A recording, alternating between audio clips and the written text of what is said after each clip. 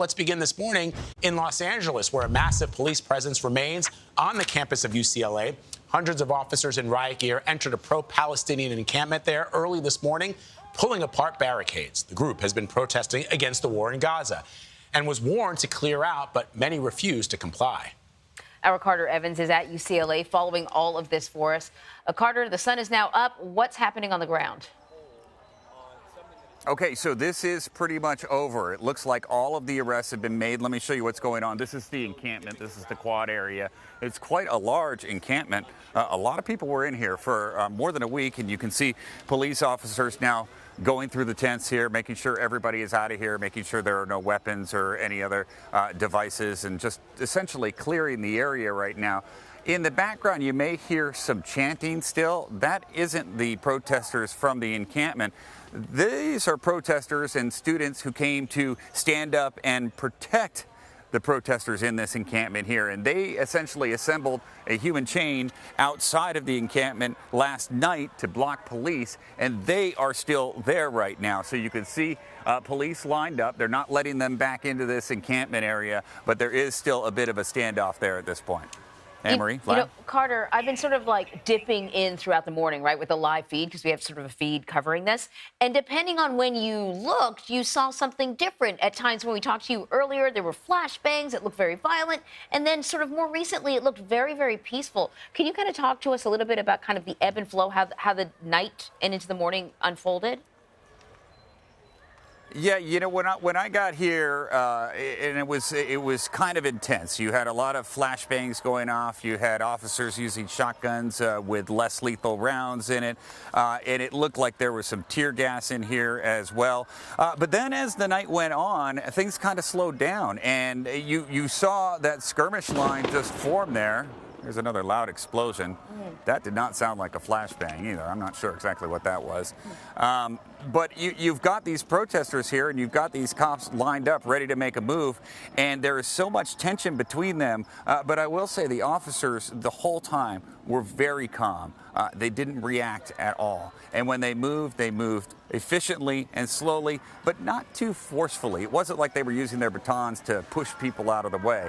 So it seemed to be a somewhat calm situation when they finally did make all these arrests. Yeah, it looks like good training went to work, and it worked out well there. Carter, thank you very much.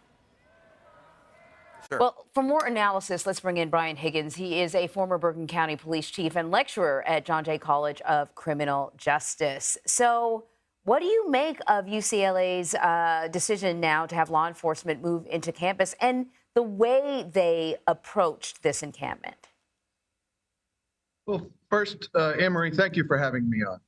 I think it's very important that when the police are called in, that they do it in a very measured approach. We do know that there are some agitators or instigators within this group of peaceful protesters who are looking for the images of the police using force or using excessive force. So the police were following very strict guidelines on using a very measured approach and the minimal amount of force.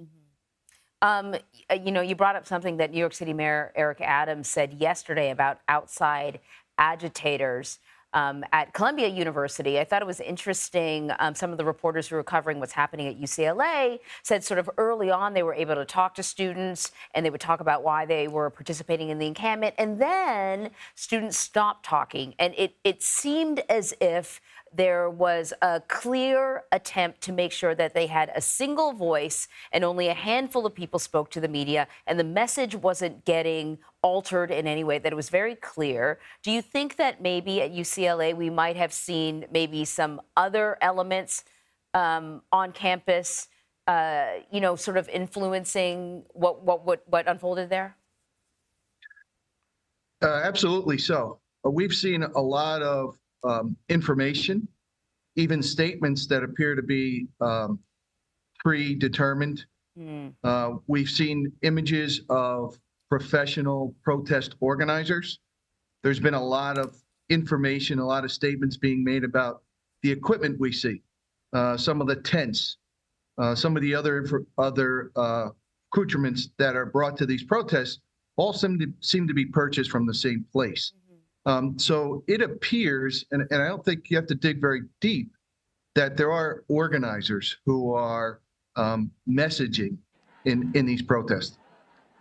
So it looks like at UCLA, law enforcement has been successful in moving this encampment out.